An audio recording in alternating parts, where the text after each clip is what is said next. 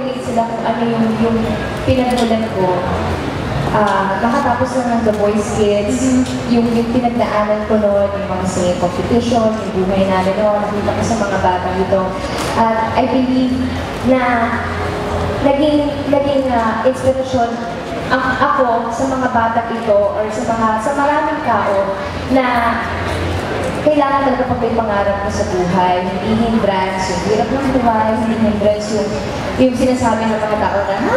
Wala naman star quality yan, hindi naman maganda yan, hindi naman magaling yan. Marami po sa amin ang magaling talaga mawit, pero ako po yung talaga naglayaan na nabigyan ng pansin, bigyan niyo po ng pansin, at nagkiligin. Magmula po sa album, sa pelikula po namin. Maraming salamat.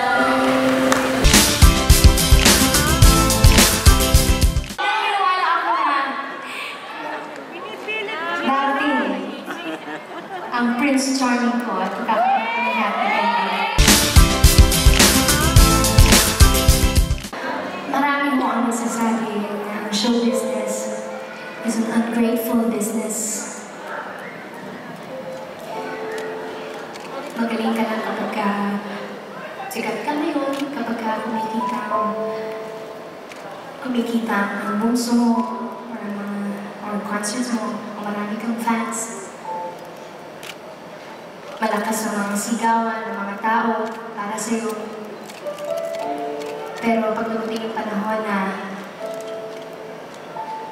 wala na, ubus ka na, pag wala ng lahat ng mga yon, parang wala ka na rin halaga sa mundo ng show business.